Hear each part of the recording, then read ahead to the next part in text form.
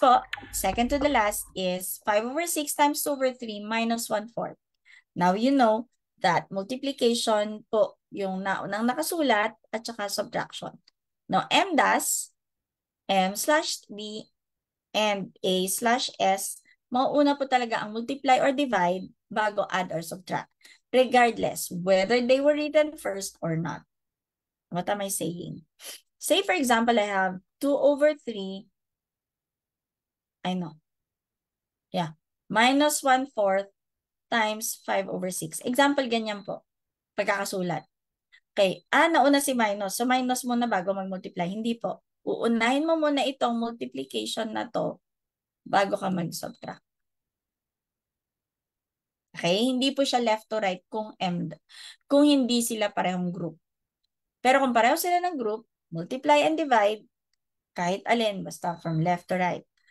Add or subtract, left to right. Pero kung naghalo na, si multiply tapos subtract or divide and addition, mauuna si division, mauuna si multiplication bago ka mag-add or subtract. Gets po ba? Alright, okay. So mauna muna tayo mag-multiply. Ano sabi natin? Reduce bago umabante. Reduce. Meron ba tayong pwedeng i-reduce? Yes po. 6 and 2. So divide by 2, that's 1. This is 3. Wala na. Okay? So ano natira? 5/3 times 1/3. Alright po. Ano na, nakareduce na tayo? Abante na po. 5 times 1 is 5. 3 times 3 is 9. Tapos, minus 1/4. Alright. Okay po. Next, pag subtraction, anong gagawin? Karate, chop. So, 4 times 5, 20. I hope you're getting what I'm doing. Okay? Minus 9 times 1, 9 all over 9 times 4 is 36. So 20 minus 9 is 11 over 36. Sorry, yung sagot natin wala sa choices. Okay, ngayon, balikan natin ulit yung question. Tingnan natin kung tama lahat yung ginawa natin. So we have 5/6 times 2/3. Nag-reduce ako ng by 2. So this is 1, that's 3. Tama po. So tingnan natin kung tama yung kinopya ko. 5/3 times 1/3. Okay, so tama yan, naka-reduce na, abante na. So 5 times 1 is 5, 3 times 3 is 9. Okay pa rin po. Minus 1/4. Cross, karate, 20 minus 9 all over 36. So, tama pa rin po talaga. So 20 minus 9 is 11/36. Now you are facing these choices. Alin dyan ang pipiliin? You have to make a choice. You cannot leave a number unanswered. I said, meron po tayong letter E. Which is, ang letter E is yung option na dapat pinipili natin pag wala yung sagot natin sa choices. Kasi nasa exam ka na. Lagi po silang tama. Wala po silang correction, wala po error. Ayan po. So, ano kaya sa tingin nyo? Saan kaya tayo dito mamimili? Or sa tingin nyo, saan kaya nagkaroon ng error? Kasi yun lang po yung dalawa. Number 1, kung face value, wala tayong makitang kamukha. Wala eh, di ba? May nakita ba kayong kamukha? Wala po. So, ano pong pipiliin natin? Balik tayo sa question at tingnan natin kung saan kaya sila nagkamali doon sa question. Possible na nagkamali. Ang sagot natin is 11/36. Pero kung titingnan natin ng choices, wala pong ganon. Ang layo po ng mga choices, ng mga sagot. Kanina, sabi, ma'am, yung closest ang value. 11/36 is like 1/3. Ang pinakamalapit po, kung value po pag-uusapan, is letter C. Paano kung face value? Totally, hindi natin siya makuha sa face value. Bakit? Tingnan nyo naman yung mga choices. Wala naman pong over 10 ang numerator. Wala din pong over 36. Catch nyo po? Opo, ma'am. Or, pwede bang, baka naman hindi 11 yan. Dapat siguro ano yan eh. Anong tawag nito? 15 o mga ganun. Okay? 15/36. Kung nag-15/36 kasi dito, ang lalabas talaga dito is 5/12. So kung ako po ang mamimili ng sagot, ayan na po. Wait lang. Letter C. Sorry. Ayan po, no? Ayan. So, value kung kaya. Pero bago ka mag-face value, i-recheck mo ulit yung given. I-check mo yung given, kung tama ba intindi mo, tama ba yung ginawa mo, okay? And then, kung tama naman lahat, oh, face value. Ayan. Kung wala talaga sa face value, i-emote mo na doon sa last choice po natin yung closest to the answer. Okay? Closest in the value. But that's not the first choice. That's not the first basis. Okay po? Ayan. So, last but not the least for tonight, we have this one. So for this, gusto ko po i-try nyo. Okay, bibigyan ko po kayo ng chance. Yan. So, 4/5 divided by 2/3 plus 1/10. Ano po ang sagot nyo? Okay, I will give you a chance to apply what you learned. Now, this is a combination of division and addition.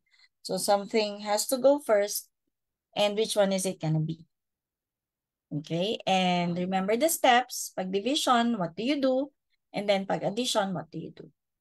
Okay, I'm gonna give you 1 minute and your 1 minute starts now.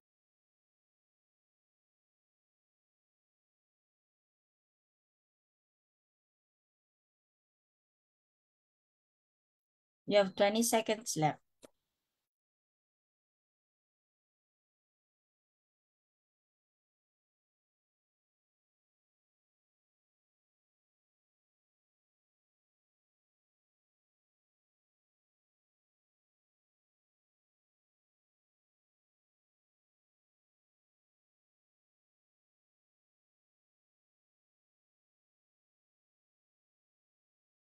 Time is up.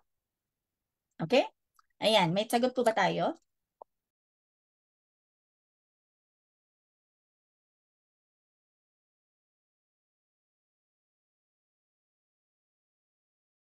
You have 20 seconds left.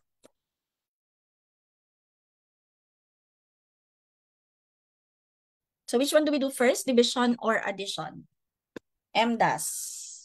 Division or addition? So syempre, ang unahin natin, division. Okay, ano ulit yung division? Copy, change, flip. DCF po. Yes, very good, CCF. Okay, sir. Sir Frank, is there anything we can reduce before we multiply? Ma'am, yung 4 and 2, pwede nating Yes. i-reduce. Reduce by 2, so that's 1, this is 2. O, de? Next, wala na.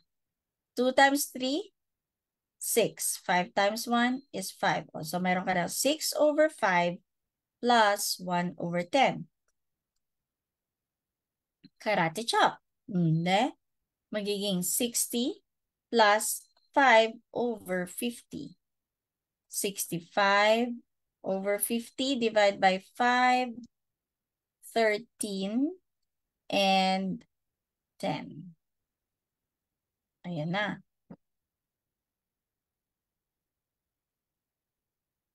Divide by 5, di ba? 65/50. O, check natin. Wala naman sa choices. 4/5 times 3/2. Pwede mag-reduce. 4 and 2. 2 and 1. 3 and 5, wala na. So 2 times 3 is 6. 5 times 1 is 5. Next, 6/5 plus 1/10. Times 2, 12/10, 13/10. Okay. So that is your final answer, 13/10. Which are you gonna choose? Ayan na. Face value tayo, guys. Hindi po value. Face value. Bakit? Kasi meron tayo mga medyo magkakamuka. Na mahahati kayo saan? Tanggalin natin yung mga hindi na talaga pwede. Ito, tsaka to. Ayan. One process in choosing the correct answer is by elimination. So, tanggalin nyo yung mga alam nyong hindi kamukha talaga. Pero ang tanong, Coach, bakit mo hindi tinanggal si Bravo? Sa tingin nyo, bakit hindi ko tinanggal si Bravo? Face value, ang sagot natin is 13/10. Dahil sa denominator niya po. Denominator, good job, pwede yon. Ano pa? Over 10, tama? Ayun. So parang baka instead na, baka ang intindi niya dun sa ganon is 9. So 19 yung tinype niya. Gets po? Pwede? Pwede. Next. Bakit ko naman iniwan si 13? Ay, si C. Dahil naman kay 13. Pero kung titingnan yung denominator niya, ang baba. Meron bang pagkakahawig si 6 at saka si 10? Yun yung mga sasagutin nyo. May pagkakahawig ba si 6 at saka si 10? Sobrang layo. Yung isa single digit, yung isa double digit. Now you make a choice. May point Pero ka malayo dyan. rin po pala talaga. Pero may point ka doon. May point ka doon. Magiging 1 and 3 over 10. Tama po? Yes, sir, no? Ganito yung sinasabi mo. Oo. Okay. So may point ka doon. Actually, doon sa error na nangyari sa akin before in the boards, it looked like this. The point you're making. Gaya rin po sa last board, ma'am, ganyan rin. Kasi, Di ba? Parang ganon. Okay, so alin po pipiliin natin? Is it 19 over 10 or 13 over 6? Okay, so I am not gonna answer this by giving you a, kasi hindi naman po ako PRC. Okay, yun ang una, number 1, no? So hindi ko po alam kung alin po talaga ang isinagot ng PRC. Pero, based on face value, like I said, no, simply because ang denominator natin dito, Sir John, no, is 10, correct? And dito is 6.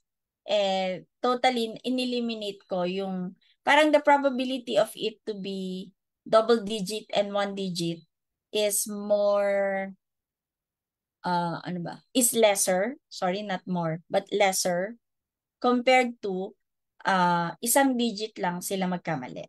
Okay? But, yes, again, hindi po ako si PRC. So, hindi ko po alam kung ano po sagot nila. Pero kung ako po mamimili, kay Bravo ako. Bakit? Number 1, isang number lang kasi ang nag-error. At tama yung denominator na parehong double digit and pareho yung value. Okay? Pero may point ka din, sir, na parang pwede nga rin naman si C. Kaya lang kasi, because of the, kung magkakamali kasi ako ng pagta-type, no, most probably, okay, ano ba yung pwede ako magkamali? Kung double digit pa rin siya, pero may isang number na magkamali.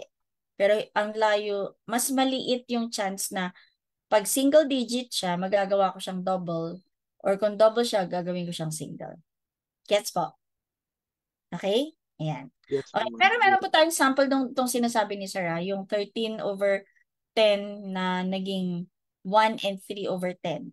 Ayan po. Okay. Meron po tayong ganyan na case talaga sa major naman po ng math. Okay, pero hindi po sa Gen Ed. Now, this is Gen Ed we're talking about. So, nasa Gen Ed po tayo, so ganito po yung strategy. But then again, para po hindi po ako ma-misquote, okay, hindi ko po sinasabi na alam ko kung ano yung sagot ng PRC. Hindi ko po alam kung alin dyan ang itinama talaga nila. But for sure, I know na 7 over 6 and 10 over 9 are both incorrect. Okay po. So 50-50 tayo. Bahala na kayo mag-rationalize or magrason. Alin ba ang mas kamuka ni 13 over 10?